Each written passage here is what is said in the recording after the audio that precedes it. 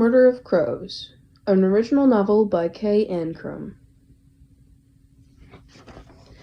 It was the summer of 1972. Local librarian Jet Cassidy hurried across the street and up the church steps under the cover of darkness.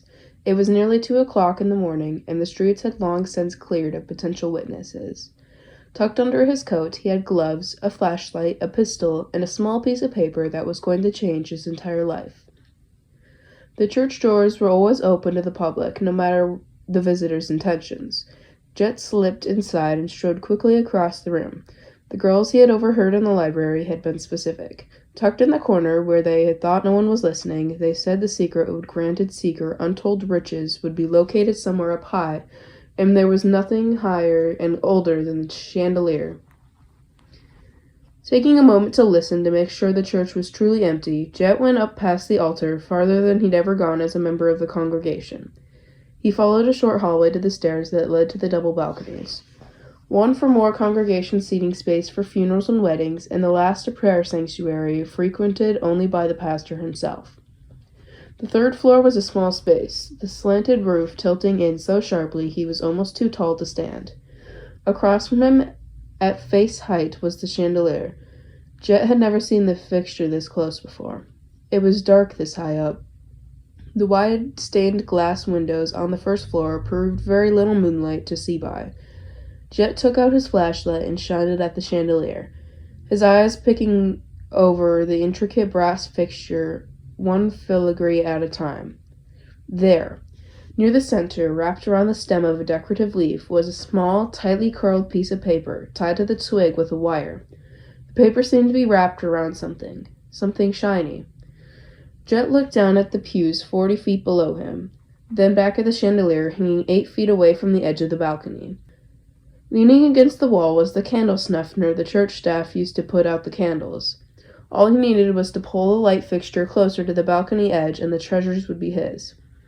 The next morning, the steward opened the church doors to find Jet Cassidy's broken body smashed across the tops of the pews.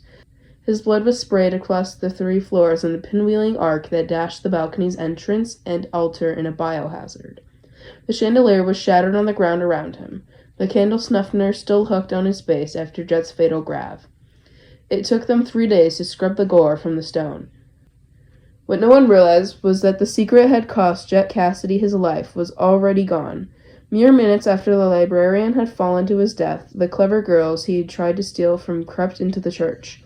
Together, they had managed to pluck the paper, and the object wrapped inside, from the chandelier, exiting once again with no one the wiser. This time, one lethal lit joined me, Tig Torres, on a mission to uncover the truth about a great and terrible mystery. A story of greed that began on the dawn of Hollow Fall's birth, stretching nearly 200 years through time. All mentions of it burned out of our books, all witnesses sworn to silence the mystery of a great treasure permanently hidden in plain sight. A treasure that some of us most respected townspeople would kill to find, and that others would have killed to keep hidden.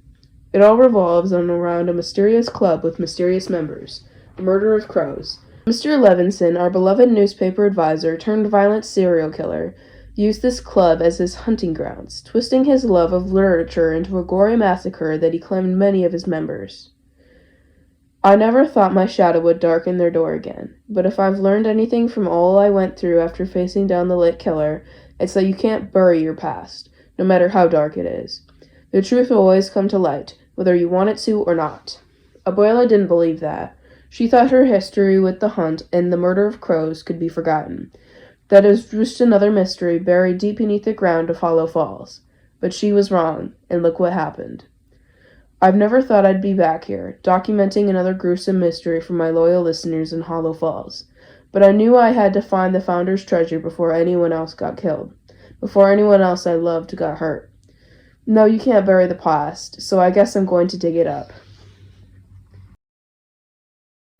Chapter 1. It doesn't matter where you are on Earth, one thing will always be true. Buses never come on time. I'd been sitting at the bus stop for over 20 minutes, way past the time the next bus should have come, and there was still no sign of it. While no one could ever consider me, Tig Torres, a stickler for punctuality, there is a definite limit to anyone's patience, and I was rapidly reaching mine. School was a 15-minute bus ride away, but it had been a whole month and a half since I'd seen Win and Max. Max had mostly stayed in to recover from his attack by the lit killer, and Win's parents had dragged her off for summer vacation. Meanwhile, I had spent some time back in New York trying to shake off the events of the previous spring, but even summer in the city couldn't make me forget what had happened. Max, Win, and I had been texting and messaging one another, but we had yet to meet up in person. I couldn't wait to see them. It had been a weird and lonely summer. I shifted my backpack from one shoulder to the other and stood on my toes, trying my best to see down the road. "It's going to be a while longer," a voice behind me said. "Radio says there's been an accident on the other side of town." I turned to find an old man standing close to me, uncomfortably close. He was barely an inch taller than me and wrapped in the itchiest-looking split-piece soup-colored wool suit. His brown loafers were polished to a high shine, and his hair was slicked back in waves like a banker in the 1930s black and white film.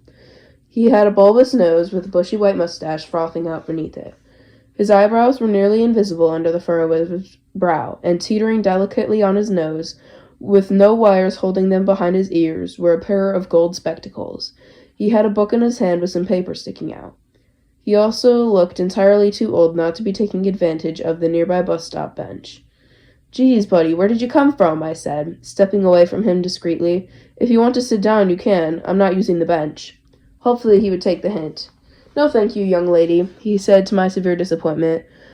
"A man my age rests in one place too long. He never knows what he's going to get back up again." He smiled cheerfully, his eyes crinkling at the sides. We settled into silence for a moment, and I used looking down the street as a way to get more precious inches between us. But the old man was undeterred. "You seem to be someone used to waiting for buses," the man continued. "It doesn't quite sound like someone from around here." "Buses are never on time, no matter where you're from," I said dryly. He let out a bark of a laugh. "Well spoken and very true, but I do think I may still be right. I beg your pardon if I'm prying, but I'm looking for someone in particular, and you do seem familiar." I glanced at him again out of the corner of my eye, but I didn't move my head to face him. It was a trick I'd learned on the New York City trains. The more eye contact and attention you give a complete stranger, the more they would continue to talk. If you didn't want to get involved, you just looked away and kept it that way. Before I moved to Hollow Falls, I could sit stock still on the subway while a drunk man screamed 2 inches from my face. This wasn't much of a challenge in comparison. I said. "Well," the old man said with confidence, "I'm a mystery solver, so I'd better confront the challenge directly." The phrase mystery solver piqued my interest, and I turned to meet his gaze. The old man tucked his hands behind his back like he was Sherlock freaking Holmes and walked around me in a circle, looking me up and down.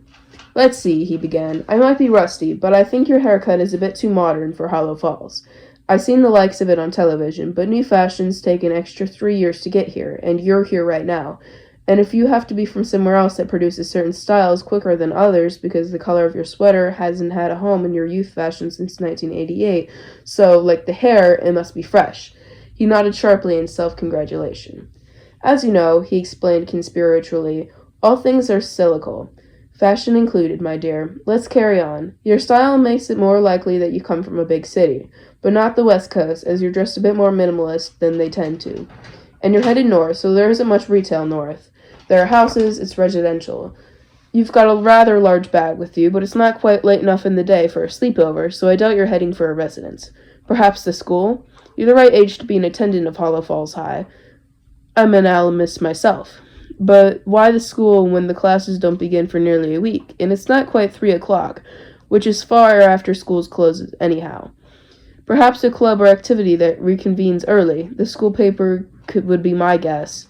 Not the athlete type, are you?" he chuckled. It was uncanny, but he was right. About all of it. It was very weird how many things he was able to pick out from my appearance to differentiate me from other random teen in the town. I had been in this press recently, but stories about the lit killer hadn't included a picture of any of the students involved since we're all minors. Random townspeople shouldn't be able to get this close to figuring out who I was. Well, he might be able to recognize my voice from the podcast, but what was the point of him putting on this performance if he wasn't a regular listener?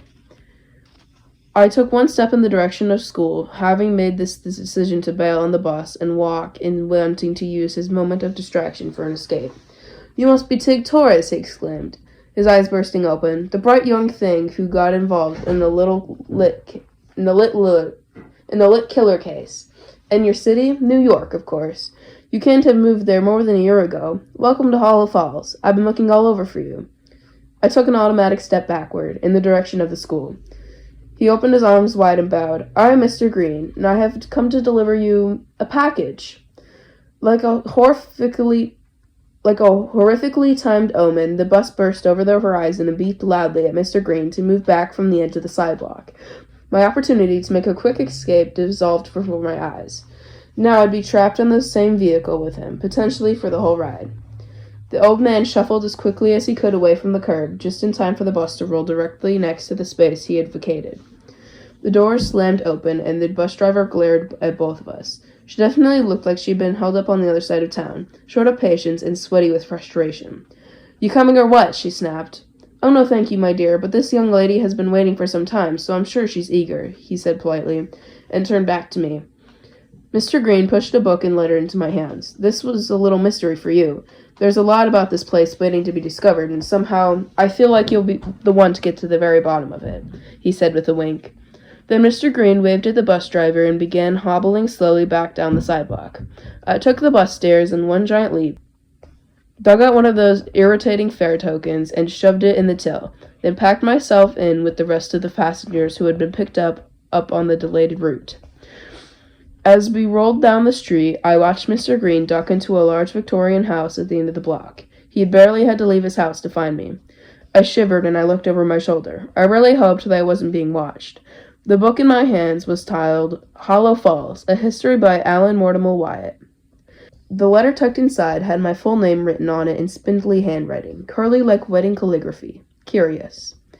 I glanced around the bus quickly. A woman a few seats up was peering nosily at me, and the old lady in the opposite aisle across from me was a gossipy neighbor of Abuela's. I frowned at the first woman until she turned away, and then tucked the book under my arm and out of view. Clearly, this would have to wait until I got off the bus. Thank you for joining us with Murder of Crows, and we'll see you on the next episode with Chapter 2.